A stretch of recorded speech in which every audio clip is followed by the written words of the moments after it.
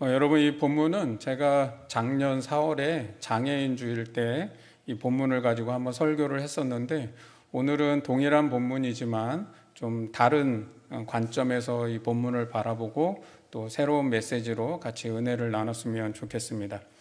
옛말에요, 몸이 1000냥이면 눈은 얼마요? 눈이 900냥이래요.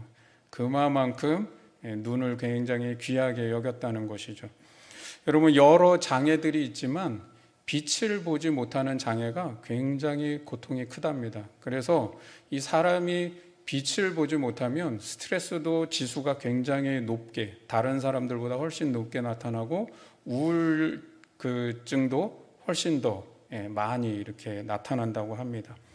그러니까 여러분, 태어나면서부터 어둠 속에 살아간다, 아무 빛도 없는 캄캄한 속에 살아간다는 건 굉장한 고통을 말하는 것이죠. 오늘 이 본문의 말씀은 날 때부터 시각장애인이 되어서 성전 그 문 앞에 앉아 구걸하는 거린으로서 살아가는 한 청년의 이야기입니다.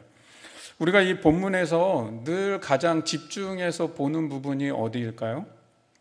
이 사람의 장애가 누구의 죄 때문입니까? 자기의 죄 때문입니까? 아니면 부모의 죄 때문입니까? 그랬더니 성경에 의하면 예수님이 이렇게 답변하십니다. 누구의 죄도 아니다. 그에게서 하나님이 하시는 일을 나타내기 위해서다라고 말씀합니다. 아멘.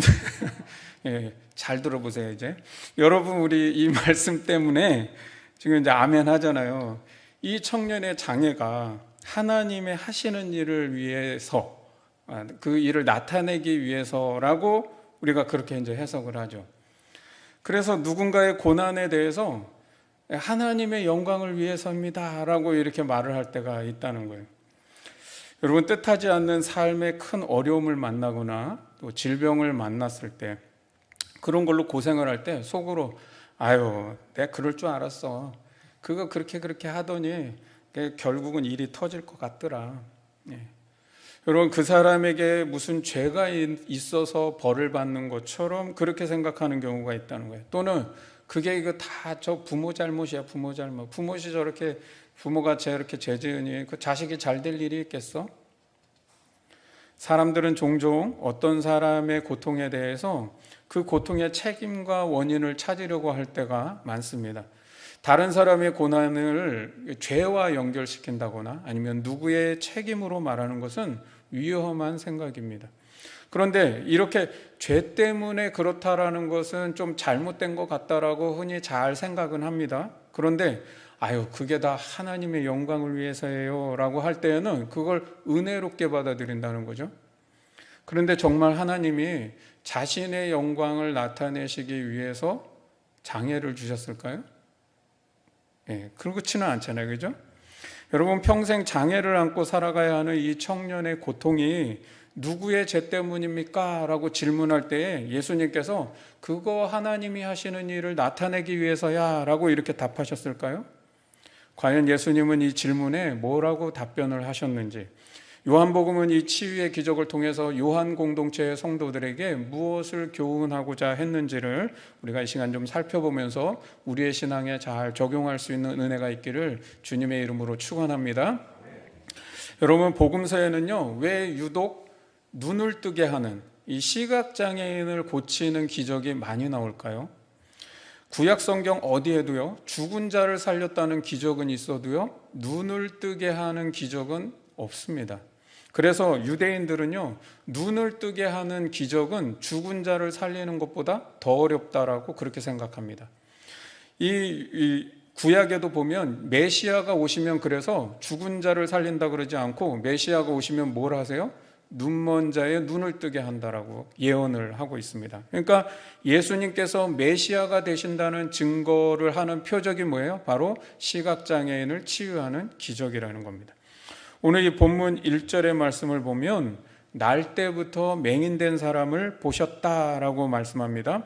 그런데 여기 이 사람이라고 하는 단어가 헬라어 원문으로 보면, 헬라어에서는 어떤 사람을 딱 지칭해서 그 사람이라고 하면 남자잖아요. 그 사람이 남자이면 아네르라고 하는 단어를 씁니다. 그런데 이 본문에서는 사람이라고 하는 단어를 아네르라고 쓰지 않고 인간, 인류라고 뜻하는 안드로포스라고 하는 단어를 쓴다는 거예요. 왜 그렇게 표현을 할까요? 요한복음은 이 청년만이 시각장애인이 아니라, 그 사람만 시각장애인이 아니라 인류, 인간 모두가 시각장애인이다. 영적인 시각장애인이라는 걸 지금 말씀하려고 하는 것이죠. 이 세상에는요, 하나님을 본 사람이 없습니다. 여러분, 하나님을 못 본다는 건 뭐예요? 우리가 다 영적인 시각장애인이라고 하는 것을 말씀하는 것이죠. 그런데 예수님이 세상에 무엇으로 오셔요? 빛으로 오셔서 사람들의 눈을 밝히고 그 눈으로 누구를 보게 해요? 하나님을 보게 하신다는 거예요. 자, 그러면 여기서 지금 이제 제자들의 질문이 문제의 발단을 일으키고 있습니다. 2절 말씀에 보면 이 사람이 시각장애인이 된 것은 누구의 죄 때문입니까? 라고 물어요. 자기 죄 때문입니까? 부모의 죄 때문입니까? 자, 여러분 한번 이 질문에 여러분도 한번 답을 한번 해보세요. 제가 삼지선다형으로 드리겠습니다. 자, 1번 자기 죄 때문이다. 2번 부모의 죄 때문입니다. 3번 하나님이 하시는 일을 나타내기 위해서입니다. 자, 답은 몇 번? 그게 지혜로운 거예요, 지금. 말 안 하고 있으면 중간이라도 가니까. 여러분, 느낌이 벌써 싸하니까 대답을 안 하시는 거예요. 정답은 1, 2, 3번 모두 아니다. 그죠? 여러분, 한번 시험 문제집 푸는 것처럼 한번 풀어볼게요. 자, 1번은 왜 1번이 답이 아니냐?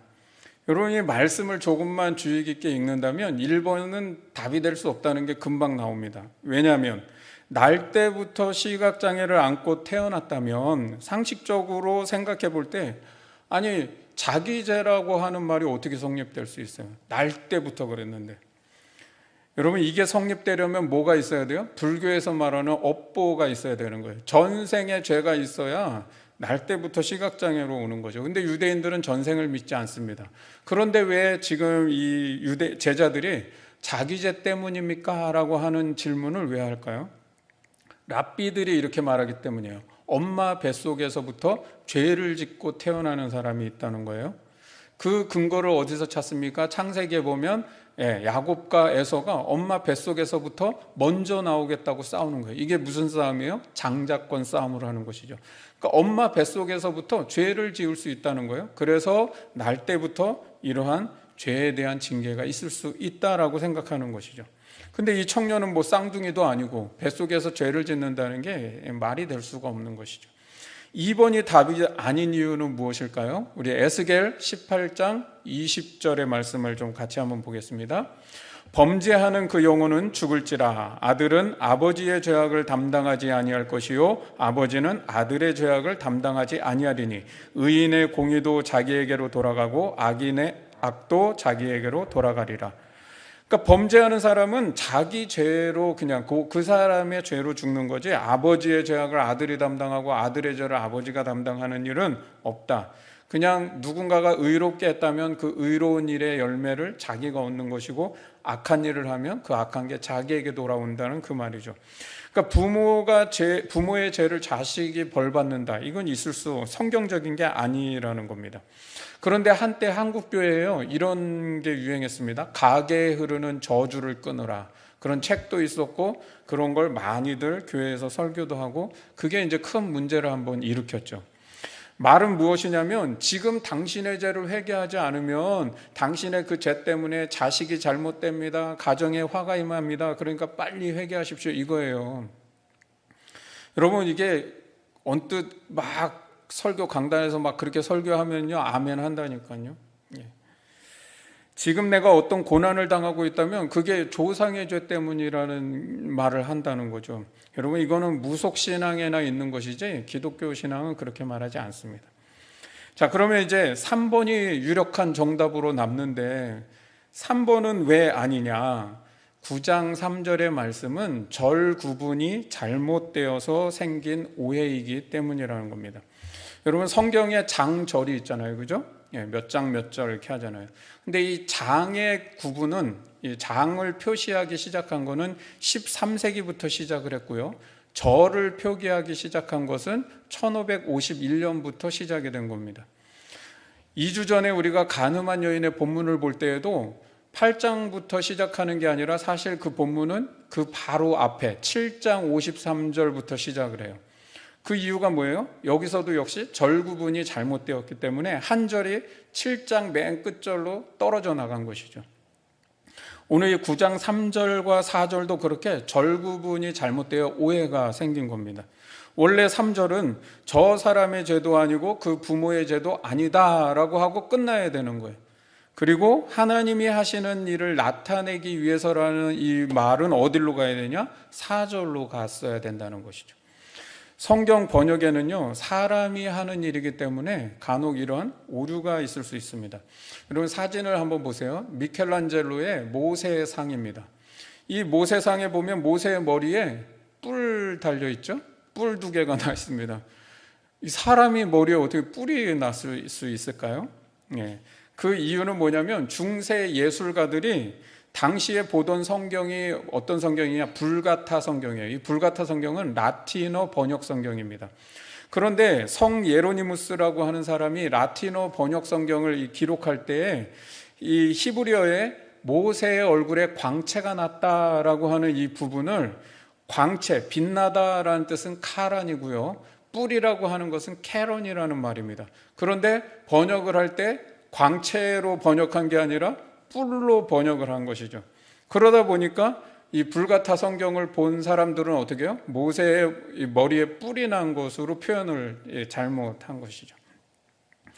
따라서 여러분 하나님이 하시는 일을 나타내기 위해서다라는 말씀을 3절에 붙여가지고 고난을 만난 분에게 아이고 이게 다 하나님의 영광을 위해서입니다 라고 말하는 것은 함부로 말하면 안 된다는 겁니다. 비록 장애를 안고 살아가지만 그것을 통해서 하나님의 하시는 일을 나타내실 수는 있습니다. 그러나 하나님의 영광을 나타내기 위해 장애를 주신다는 건 절대로 있을 수 없다는 것이죠. 지금 굉장히 힘드시고 어렵겠지만 이 고난도 하나님이 하시는 일을 나타내게 했으면 좋겠습니다.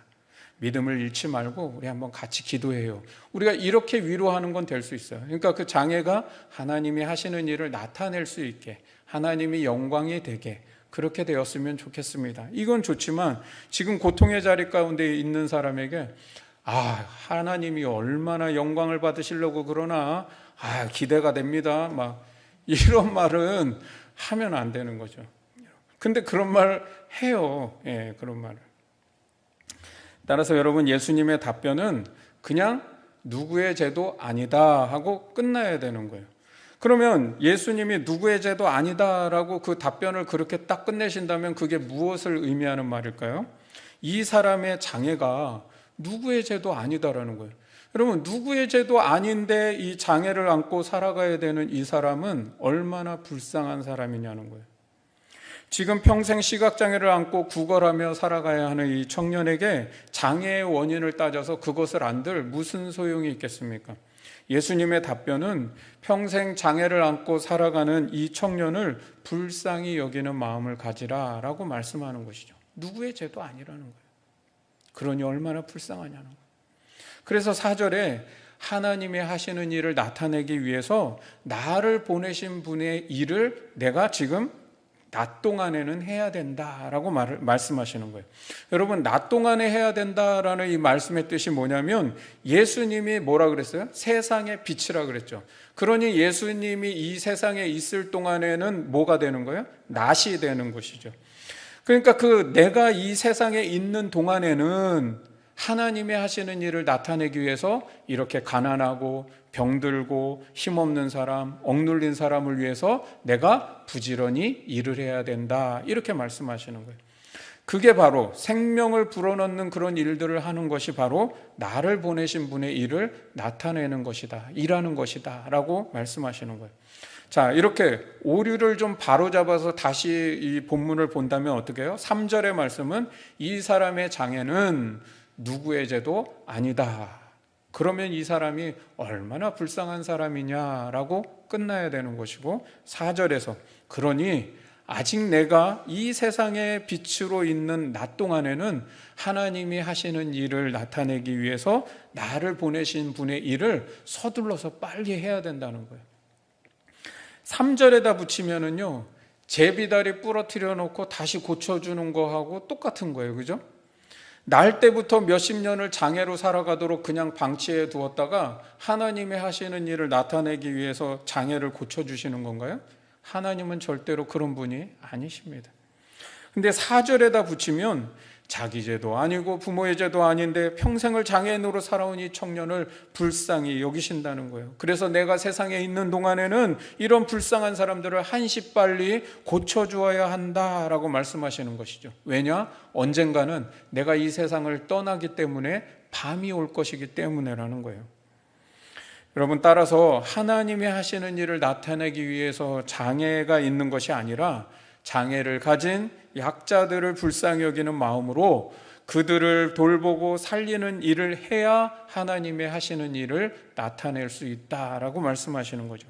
그러니까 3절에 붙을 때랑 4절에 붙을 때랑 뜻이 전혀 달라진다는 거예요. 자, 그러면 이제 6절을 보시면 나를 보내신 이의 일을 이제 예수님이 행하시는데 치유의 방법이 굉장히 독특합니다. 첫 번째는 땅에다가 침을 뱉어서 진흙을 이겨가지고 눈에다가 바릅니다. 그리고 두 번째는 실로암 못에 가서 씻어라 라고 말씀하시는 거예요. 그러니까 치유의 방법이 굉장히 독특하죠. 다른 때는 말씀만 하시든지 아니면 만져주시든지 그 자리에서 이렇게 고쳐주시는데 뭐 진흙, 그것도 침 뱉어가지고 막 진흙 이겨서 눈 바르고 막 실로암 못에 가서 씻으라 그러고. 그러면 이제 첫 번째 먼저 우리가 예수님께서 왜 침을 뱉어 진흙을 이겨 눈에 바르셨을까? 그러면 이 말씀을 뭐 고대에는 뭐 침에 뭐 치유의 성분이 있다라고 뭐 보아서 그랬다, 뭐 진흙에 무슨 성분이 있다, 뭐 이렇게 말을 하는데, 여러분 예수님이 지금 무슨 민간요법으로 치료하시는 거 아니잖아요. 그리고 요한복음이 무슨 그러한 어떤 독특한 치료법을 얘기해 주기 위해서 기록하고 있는 게 아니라는 거죠. 이 진흙이라고 하는 것이 무엇입니까? 태초에 하나님이 인간을 창조하실 때의 재료가 진흙이죠. 그러니까 하나님께서 흙으로 사람을 창조하신 창조 행위와 지금 연결을 시키고 있다는 겁니다. 유대인들의 구원관은 어떤 구원관을 갖고 있냐면 하나님은 창조의 능력으로 구원을 하신다라고 그렇게 믿었다는 거예요. 여러분, 하나님이 우리를 구원하실 수 있는 이유가 뭐냐라고 묻는다면 유대인들은 하나님이 세상을 창조하신 능력이 있으시기 때문에 또한 고치실 수 있는, 구원하실 수 있는 능력이 있다라고 믿는다는 거예요. 세상 모든 만물을 만드신 분이 그 모든 만물을 고치실 수 있다는 거죠. 예수님께서 앞에서 뭐라고 말씀하셨습니까? 하나님이 하시는 일을 나타내기 위해서 나를 보내신 분의 일을 내가 행해야 된다 그랬죠. 그러니까 진흙으로 인간을 만드신 그 성부 하나님, 그 아버지, 나를 보내신 그분의 그 일을, 그러니까 그분이 지금 창조의 능력으로 구원하시는 그 일을 행하시는데 그 일을 지금 누가 한다는 거예요? 내가 한다. 예수님이 하신다는 거예요. 여러분, 이 사실이 굉장히 중요한 겁니다. 이 청년이 눈을 뜨게 되는 기적이 일어난 것은 예수님께서 나를 보내신 분의 일을 행하시기 때문에 나타나는 기적이지, 이 침이나 진흙에 무슨 특별한 성분이 있어서 아니면 실로암 못이라고 하는 그 샘에 어떤 막 특별한 능력이 있어가지고 나타나는 게 아니라는 거예요. 예수님이 나를 보내신 분의 일을 행하는 것으로 이러한 기적이 나타난다라고 하는 것을 믿지 못하면 아마도 이런 일이 일어날 것 같아요. 베데스다 연못에 많은 병자들이 몰려 있었다고 그랬어요. 그 이유가 뭐예요? 베데스다 연못에 들어가면 치유를 받을 수 있다는 그 기적을 믿기 때문에 그러는 것이죠. 그러니까 그 연못에 특별한 능력이 있다고 믿는다는 거예요. 여러분, 만약에 예수님이 이 나를 보내신 분의 일을 행함으로 이 기적을 행하신다라고 믿지 못한다면 또 똑같은 현상이죠. 실로암 못에도 기적이 일어난데 많은 병자들이 또 그 실로암으로 몰려들지 않겠습니까? 진흙을 바르신다는 이유는 뭐예요? 예수님이 나를 보내신 그 창조주의 일을 내가 지금 행하고 있다라는 증거이고, 그 말은 내가 하나님의 아들이요 메시아라는 것을 증거하고 계신다는 겁니다. 두 번째로 실로암 못에 가서 씻으라 하신 것은 왜 그러셨을까요? 여러분, 예수님께서 고치시려고 마음만 먹으시면 물이 없어도 고치시고 다른 물로도 충분히 다 고치실 수 있습니다. 그런데 오늘 성경에 보면은 실로암 못에 가서 씻으라라고 말씀하고 가로를 쳐놓고 실로암의 뜻은 보냄을 받았다라고 이렇게 친절하게 설명까지 다 붙여놓고 있습니다. 요한복음이 이렇게 친절하게 설명까지 붙여주는 이유가 무엇일까요? 진흙을 바르셔서 그 눈을 뜨게 하시는 것은 예수님께서 세상에 보내심을 받은 분이라고 하는 것을 증거한다고 말씀했습니다. 그러니까 성부 하나님으로부터 보내심을 받은 분이라는 걸 말씀하셨다 그랬죠. 그런데 지금 이제는 이 청년을 실로암 못으로 다시 보내고 계신다는 거예요. 그건 무엇을 말합니까? 예수님이 성부 하나님으로부터 이 세상에 보내심을 받은 것처럼 나도 이제 너를 이 실로암으로, 너를 세상으로 내가 보낸다라고 하는 걸 의미하고 있다는 거죠. 요한복음 17장 18절 말씀 한번 볼까요? 같이 한번 읽습니다. 시작. 아버지께서 나를 세상에 보내신 것 같이 나도 그들을 세상에 보내었고, 또 20장 21절에도 이렇게 말씀합니다. 예수께서 또 이르시되 너희에게 평강이 있을지어다. 아버지께서 나를 보내신 것 같이 나도 너희를 보내노라. 아멘. 여러분, 지금 이 말씀대로 하시는 거예요. 내가 성부 하나님으로부터 이 세상으로 보냄을 받은 것처럼 나도 너를 이제 이 세상으로 보낸다라는 것이죠.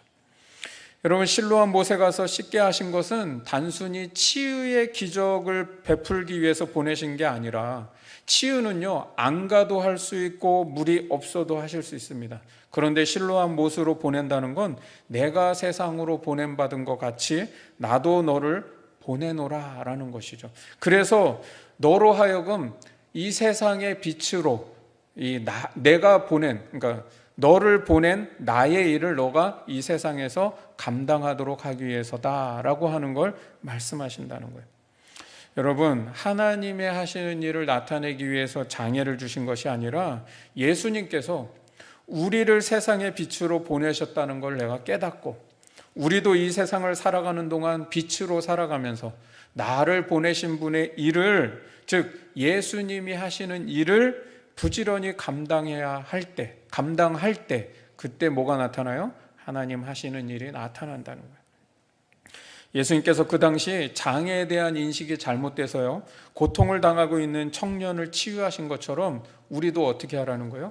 이 세상에 잘못된 세계관, 잘못된 가치관, 그런 것들로 억눌린 사람들, 또 사람들의 편견 때문에 손해를 보고 불이익을 당하는 수많은 사람들이 있을 수 있습니다.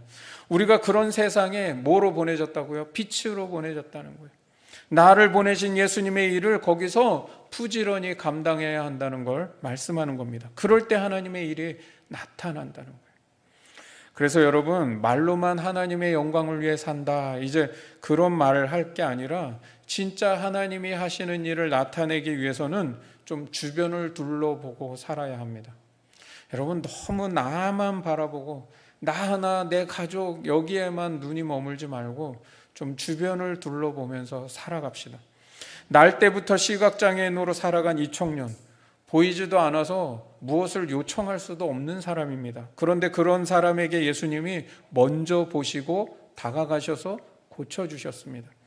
여러분, 우리 주변의 사람들, 나에게 도움을 요청하기 전에 내가 세상으로 보냄받았다는 걸 깨닫고 나를 보내신 분의 일을 감당하는 것, 하나님이 하시는 일을 나타내기 위해서 내가 예수님의 눈으로 이 주변을 좀 둘러보고 그분의 일을 감당해야 한다는 거예요. 어려움을 당한 사람들 누구에게 도와달라고 말하기 힘들잖아요. 여러분, 막상 어려움을 당해보세요. 경황이 없잖아요. 내가 이거 누구한테 도와달라 그러지? 누가 날 도와줄까? 이거 생각할 여유조차 사실 없습니다. 우리 11월 추수감사절에는요, 나의 주변에 하나님이 하시는 일을 나타내기 위해서 나를 보내신 예수님의 일을 감당해야 될 게 무엇인가 한번 좀 주변을 둘러보시고 그것을 좀 발견했으면 좋겠습니다. 그래서 추수감사절에는 우리가 그런 분들을 좀 한번 도울 수 있으면 좋겠습니다. 그게 진짜 하나님 앞에 감사를 표현하는 일 아니겠습니까? 과일 싸놓고 여기다가 하나님이 그거 사과 받고 귤 받고 그런 거 아니잖아요. 물론 그거 가지고 어려운 이웃들에게 또 나누고 돕는 일들을 하지만, 여러분, 그거보다 우리가 직접 우리의 삶의 주변을 돌아보며 그분들의 애환과 그 고통과 그 슬픔과 그 아픔을 돌아보며 그들을 도울 수 있다면 거기서 하나님의 하시는 일을 나타낼 수 있지 않을까요? 여러분, 지금부터 기도하십시오. 미리 기도해야 돼요. 기도하시면서 나를 세상으로 보내신 예수님의 일을 감당하는 게 뭘까? 하나님이 하시는 일을 내가 할 수 있는 게 뭘까? 기도하면서 주변을 한번 둘러보시기를 바랍니다. 자, 그러면 이제 예수님이 이런 독특한 치유에 날 때부터 시각장애인이 이 청년이 어떻게 반응을 했을까? 그리고 이 청년의 그 반응을 통해서 나타난 믿음이 무엇인지를 보며 우리도 어떤 믿음을 가져야 할까를 한번 생각해 보기를 원합니다. 첫 번째로 좀 생각해 볼 것은 예수님께서 눈에 진흙을 바르고 실로암 못에 가서 씻으라는 이 독특한 치유 방법을 행하실 때 이 청년의 반응이요, 아무 주저함도 없이 바로 가가지고 실로암 못에 가서 씻었다는 것이죠. 여러분, 어떻게 이럴 수 있었을까요? 여러분, 이 상황을 한번 상식적으로 생각해 보세요. 시각장애인이어갖고 아무것도 볼 수가 없는데 웬 낯선 사람이 와가지고 막 진흙을 내 눈에 바르고 뭐 실로암 못에 가서 씻으라고 하면요, 여러분 어떻겠습니까? 그건 그야말로 테러죠. 요즘 말로 보면 테러죠. 여러분, 10중 8구는 소리를 지르고 위협을 느껴가지고 손을 쳐냈을 것입니다. 그런데 이 청년은요, 바르면 바르는 대로, 씻으라면 씻으라는 대로 그냥 그대로 다 행하는 거예요. 그럼 어떻게 이럴 수 있느냐는 거예요. 이 청년의 마음에 분명한 믿음이 있었고 내가 나을 수 있다라고는 그 확고한 소망이 있지 않고는 이걸 그대로 그렇게 순수하게 받아들일 수는 없을 거라는 것이죠. 그렇다면 그러한 믿음과 소망이 어디서 생겨났느냐? 여러분, 고대 사회에는요, 날 때부터 장애를 갖고 태어나는 사람들이 굉장히 많았습니다.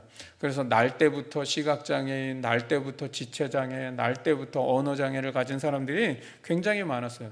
여러분, 사도행전 3장에도 보면 성전 미문에 앉아서 나면서부터 못 걷는 사람, 지체장애를 가진 사람이 성전 미문에 앉아갖고 구걸을 했다라고 말씀이 나옵니다. 그러니까 그 당시에 성전 문 앞에는요, 여러 장애인들이 구걸을 하며 살아가는 일들이 흔하게 있었다는 것이죠. 그런데 그렇게 많은 사람들이 성전을 드나들면서 이 사람을 불쌍히 여기는 것이 아니라 일반적으로 유대인들의 문화와 신앙관에는 뭐가 있냐면, 아이고, 저 사람들 저거 다 죄지어서 죄인이라고 하는 생각을 가지고 있다는 거예요. 그게 일반적이에요. 그래서 저 사람은 저주를 받아서 저렇게 된 거야, 저 사람은 하나님의 징계를 받아서 저렇게 된 거야 라고 생각하는 게 유대인들의 일반적 생각이에요. 그러니 그 장애인들을 바라보면서 궁휼한 마음을 가지고 내가 저 사람을 참 도와주고 싶다, 이런 마음을 갖겠습니까? 아니요. 유대인들은 어떤 마음을 갖냐면 저 죄인은 멀리해야 될 사람이 되는 거예요. 여러분, 사회의 잘못된 문화, 잘못된 세계관, 잘못된 신앙관 때문에 태어나면서부터 누구의 죄도 아닌데 그냥 죄인으로 낙인이 찍혀가지고 살아간다라고 한다면 얼마나 굉장히 불쌍한 사람입니까? 이 사람은 날 때부터 사회로부터 인간으로서의 누려야 될 기본적 권리를 박탈당한 사람이라는 거예요. 그런데 오늘 본문에서 제자들이 이 사람의 장애가 누구의 죄 때문입니까? 라고 묻습니다. 여러분, 이것이 바로 지금 1세기 유대 사회의 사회적인 그냥 일반적인 통념이라는 거예요. 장애인을 지금 앞에다 둬놓고 뭐라고 하냐면 이거 누구의 죄 때문일까? 이게 자기 죄 때문이야, 부모 죄 때문이야. 장애인을 바로 앞에다 두고 지금 그런 대화를, 얼마나 잔인한 대화를 하는 거예요. 그런데 그게 그 사람들에게 하나도 이상하지가 않다라는 거죠. 지금 그런 문화 속에 살고 있는 거예요. 성전을 오가는 수많은 인파들 속에서 사람들의 대화가 들려오는데 다 이게 죄에 대한 토론과 논쟁을 벌이고 있는 거예요. 어김없이 그날도 몇몇 사람들이 지금 자기 앞에 와가지고 막 대화를 합니다. 그런데 한 사람이 아이고, 이 사람이 이거 누구의 죄 때문입니까? 자기 죄입니까? 부모의 죄입니까? 그런데 이날만은 이상했어요. 이 청년의 귀에 번쩍 뜨이는 한마디가 들립니다. 누구의 죄도 아니다. 아마 이 청년의 머리를 햄머로 치는 그런 엄청난 충격을 받는 말이었을 거예요. 누구의 죄도 아니다. 왜냐하면요, 이런 말은요, 죽었다 깨어나도 들을 수 없는 말이기 때문입니다. 그 사회에서는 이런 말을 들을 수가 없는 사회예요. 그런데 누구의 죄도 아니라는 말이 들려왔다는 거죠. 여러분, 이 구절이 간음한 여인의 사건과 이렇게 오버랩되고 있다는 걸 느끼셔야 돼요. 모든 사람이 간음한 여인을 뭐라고 하고 있어요? 저 죄 지은 여자, 못된 죄를 지은 여자. 그래서 다 돌로 치려고 하는 겁니다. 예수님이라는 한 분은요, 죄 없는 자가 돌로 치라, 나도 너를 정죄하지 않는다라고 말씀하는 거예요. 여러분, 한번 상상을 해보세요. 모든 사람이 나를 죄인이라고 막 돌로 치려고 하는데 그 가운데 단 한 사람만은 아니다라고 말을 하는 거예요. 지금 이 청년에도 그런 일이 벌어지고 있는 거죠. 거기 주변에 모든 사람들이 정죄의 눈으로 바라보면서 저거 자기 죄 때문이야, 아니면 부모 죄 때문이야, 다 그렇게 말을 하는 거예요. 그런데 단 한 사람만은 누구의 죄도 아니다라고 말하는 거죠. 여러분, 이게 나도 너를 정죄하지 않는다라는 말과 똑같은 말인 거죠. 이 청년은 바로 이분이 그 간음한 여인에게 말씀하셨던 그분이구나 라고 하는 걸 금방 알았을 거라는 거예요. 이 청년의 마음에는 이분이 예수라는 분이구나 라고 하는 확신이 들었다는 것이죠. 이분이라면 나를 낫게 할 수 있을 거라는 확고한 믿음과 소망이 바로 여기서 생겼다는 것이죠. 그래서 11절 말씀을 보시면은요, 10절에서 사람들이 물어요. 내 눈이 어떻게 떠졌느냐 하고 사람들이 신기해서 물어봅니다. 11절에 대답하되 예수라 하는 사람이 진흙을 이겨 내 눈에 바르고 나더러 실로암 못에 가서 씻으라 하게 내가 씻었더니 보게 되었다 말씀해요. 여러분, 여기 지금 이 사람이 뭐라고 해요? 예수라는 사람이 그랬다라고 그러잖아요. 예수라는 말을요, 이름을 한 번도 가르쳐 준 적이 없습니다. 그런데 어떻게 예수라고 지금 말을 하고 있어요? 간음한 여인의 사건 때문에 이분이 그분이구나 라고 하는 걸 확신하고 알았고 예수에 대한 믿음과 소망을 가졌다는 것이죠. 여러분, 성전 입구에서 실로암 모세까지 내려가는 길은요, 가파른 비탈길로 550m 정도를 내려가야 됩니다. 근데 시각장애인인 사람이 그 가파른 비탈길을 500m 이상을 내려가야 된다는 게 쉬운 일입니까? 그런데 그런 힘든 요구를 아무 주저함 없이 받아들이고 행동할 수 있었다는 것은 예수에 대한 분명한 믿음과 소망을 갖고 있었다는 것이죠. 여러분, 내가 나를 보내신 분의 일을 감당한다는 게 뭐예요? 그냥 연약한 사람들, 사회적인 약자에 대해서 동정심을 가지는 그런 마음 정도가 아니라는 겁니다. 그것은요, 안 믿는 분들도 얼마든지 그렇게 다 동정심 가지고 선행을 베풀며 살아가는 분 많이 있습니다. 실로암 못에 내려가 씻게 하신 것은 뭐냐? 우리가 하나님이 하시는 일을 나타내기 위해서는 나를 보내신 분이 누구라고요? 예수님이라고 하는 믿음을 가져야 한다는 겁니다. 그리고 그분이 나를 통해서 세상을 치유하실 수 있다라고 하는 소망을 가져야 한다는 겁니다. 여러분, 우리 주변에 힘든 사람들이 있습니다. 그런데 그런 사람들을 바라보면 동정심만 가지고 바라보는 것은 의미가 없습니다. 그냥 가난해서 힘들고 동정심으로만 바라보면 저 사람 돈이 없어서 힘들구나, 가난해서 힘든 거야, 저 사람 건강을 잃어가지고 힘들구나, 저 사람 직장 생활이 그냥 힘들어 보이는구나, 그렇게 보일 수밖에 없다는 것이죠. 그런데 믿음의 눈으로 한번 바라보세요. 예수님을 믿는 그 믿음의 눈으로 바라보면 가난보다 가난 때문에 무시당하고 있어서 힘들구나, 그게 보일 수 있다는 거예요. 건강을 잃은 것보다 건강하지 못한 것 때문에 삶의 의욕을 다 잃고 살아가는구나, 아무런 낙이 없이 소망을 잃고 살아가는구나, 그게 보인다는 거예요. 여러분, 직장 생활이 힘든 게 아니라 아이고 저분이 직장 생활 속에서 소외당하고 있어서 힘들구나, 그분이 뭘 더 아파하고 있는지 진짜 그 아픔이 보이고 드러날 수 있다는 거예요. 그냥 동정심이 아니라 나를 보내신 분이 예수님이라고 하는 믿음을 가지고 나를 통해서 예수님께서 그분을 치유하시고 회복시키실 수 있다라고 하는 소망을 가지라는 겁니다. 그 믿음과 소망의 눈으로 주변을 둘러보면 나를 보내신 분의 일을 감당해야 될 게 무엇인지 보이게 되고 그것을 통해서 하나님이 하시는 일을 나타낼 수 있다는 겁니다. 여러분, 두 번째는요, 예수님을 변호하는 삶을 좀 살자는 겁니다. 이렇게 치유를 받은 이후에 이 청년은요, 종교 법정에 끌려가서 신문을 받게 되고요, 거짓 진술을 요구받게 됩니다. 문제는 뭐냐면 예수님이 지금 이 치유 사건을 한 날이 안식일이었기 때문에 문제가 되는 겁니다. 그래서 1차 신문이 일어납니다. 1차 신문은 이런 거예요. 야, 너 진짜 원래 태어날 때부터 시각장애인이었던 거 맞아? 그거 거짓말 아니야? 라고 묻는 거죠. 그 이유가 뭐냐면, 아니, 예수라는 사람은 안식일도 범하는 죄인인데 죄인이 어떻게 눈을 뜨게 할 수 있지? 해서 바리새인들 사이에 자기들끼리 논쟁이 벌어지는 거예요. 그래서 도저히 믿을 수가 없다, 얘 말은. 그래서 누구까지 불러요? 그 부모까지 불러다가 얘 날 때부터 시각장애인인 거 진짜 맞아? 라고 물어봅니다. 그런데요, 그 부모가 출교를 당할까 겁이 나서요, 대답을 회피합니다. 22절 말씀을 봅니다. 그 부모가 이렇게 말한 것은 이미 유대인들이 누구든지 예수를 그리스도로 시인하는 자는 출교하기로 결의하였으므로 그들을 무서워함이러라. 이 시각장애인의 부모가 출교를 두려워한 이유는 뭐냐면, 이 유대인들 사이에 출교를 당하는 의미가 뭐냐면 예배권을 박탈당하는 겁니다. 그러니까 예배를 드리지 못한다는 건 뭐예요? 내가 하나님의 백성으로서의 자격을 박탈당한다는 것이죠. 그리고 유대인들은요, 출교를 당한 사람들하고는요, 물건을 팔아서도 안 되고 사서도 안 됩니다. 또 이 사람들과 동업을 해서도 안 되고요, 이 사람들의 자녀들에게 기술을 가르쳐도 안 되고 취업을 시켜줘도 안 됩니다.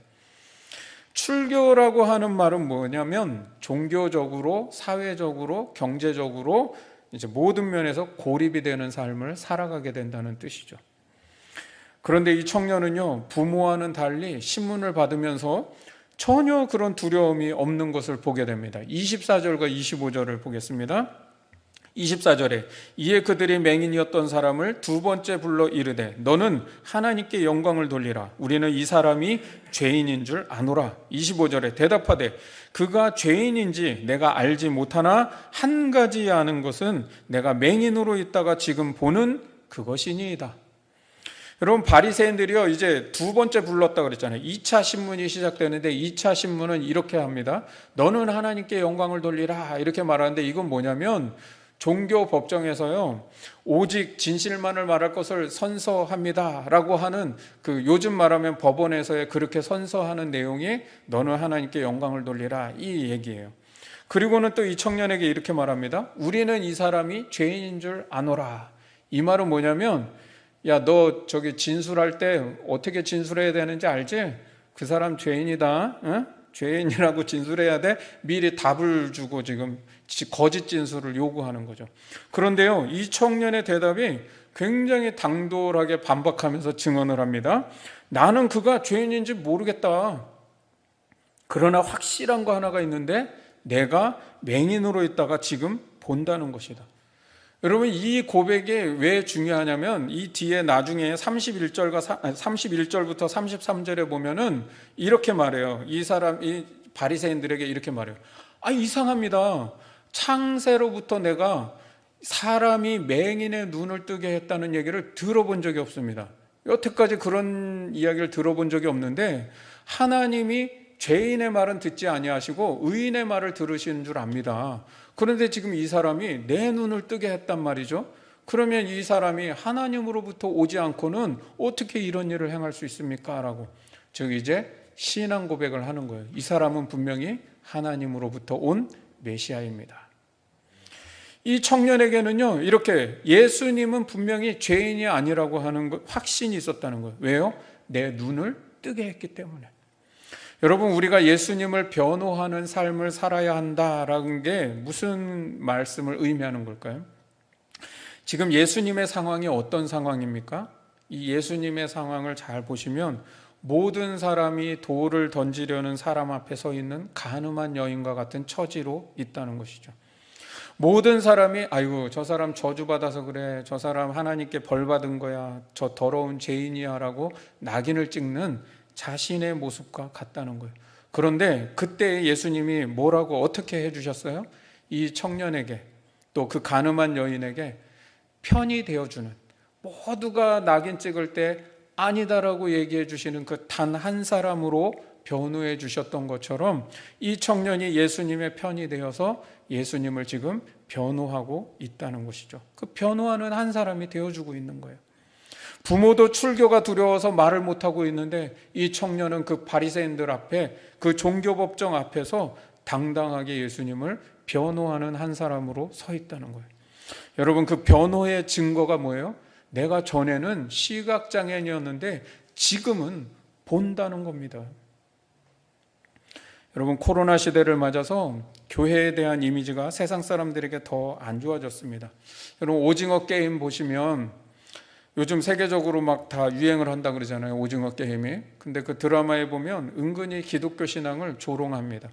거기에 주인공 역을 맡은 이정재가 성기훈으로 나오는데, 그 성기훈이 지하철역에서 이제 게임을 하자고 그 요청을 받을 때 아무 말도 안 했는데 대전에 팍 얘기하는 게 뭐예요? 예수 안 믿어요. 여러분, 또 그 내용에 이렇게 보면 거기에 목사가 한 명, 게임 참가자 중에 목사가 한 명 나와요. 그런데 막 기도도 막 사이비처럼 막 이상하게 기도하고, 하여튼 막 이기적이고 막 굉장히 이상하게 표현이 돼요. 그랬더니 우리 이제 아내가 왜 그 교회 다니는 사람들을 이렇게 이상하게 표현해? 막 참, 그래서 기분이 나빠하는 거예요. 그때 이제 우리 아들 찬영이가 엄마한테 그런 거야. 그게 바로 세상 사람들에게 그러니까 비춰지는 기독교의 이미지라는 거야 라는 거죠. 여러분, 물론 드라마기 때문에 비약적으로 표현한 것도 있지만 영화나 드라마가요, 이 시대의 문화와 생각을 반영한다는 점에서는 우리가 깊이 생각해 볼 점이 있다는 거예요. 여러분, 어쩌면 지금 우리 시대가 교회에 대해 그렇게 곱지 않은 시선을 가지고 있고 부정적인 이미지를 가지고 있을 때, 우리가 십자가의 주님의 편에 서서 예수님을 변호하는 그 한 사람이 되어주는 것이 무엇일까? 그것은요, 저는 성경도 잘 모릅니다. 저는 하나님도 잘 아직은 모르겠고요. 그리고 저는 기독교 교리도 잘 모릅니다. 그러나 한 가지 분명한 것은 예수님 때문에 내가 달라졌다는 겁니다. 저는 전에는요, 남들 다 잘 되는 것 같은데 왜 나만 이렇게 사나, 좀 그런 불평과 원망과 짜증스러운 삶을 살아왔던 사람입니다. 저는 세상 살아가는 게 다 영 마음에 들지 않고 막 뉴스만 보면 속이 터지고 막 욕이 나오고 불공평한 세상처럼 늘 보였습니다. 그런데 영적인 눈을 뜨고 나니 전에는 보이지 않던 하나님의 은혜가 보이기 시작합니다. 세상이 얼마나 하나님의 사랑과 자비로 충만해 있는지를, 이 모든 것이 하나님의 은혜라는 것이 깨달아지고 있습니다. 세상을 바라보는 내 마음이 달라져 가고 있고요, 삶을 살아가는 내 태도가 달라지고 있다는 게 보여지고 있습니다. 바로 여러분, 그 확신과 감동이 예수님을 당당하게 변호하며 살아가는 삶이라는 겁니다. 여러분, 오늘 예수님은요, 고난이나 이 장애를 하나님의 영광을 위해서라고 그렇게 말하지 말라고 말씀하고 있습니다. 하나님이 하시는 일을 나타내는 것은 나를 세상에 보내신 분이 예수님이라고 하는 믿음을 갖고, 예수님이 나를 이 세상에 보내셨다는 그 믿음 갖고 이 주변을 한번 둘러보라는 거예요. 그리고 주님의 도움과 사랑이 필요한 사람들에게 우리가 세상의 빛이 되어줄 때 하나님의 하시는 일이 나타날 수 있습니다. 특히 요즘처럼 교회의 이미지가 실추되고 또 하나님의 영광이 가려질 때 우리가 나를 치유하시고 회복시킨 그 변화의 증거를 가지고 예수님을 변호하는 한 사람으로 살아갈 수 있기를 주님의 이름으로 축원합니다. 우리 같이 찬양하고 기도하겠습니다.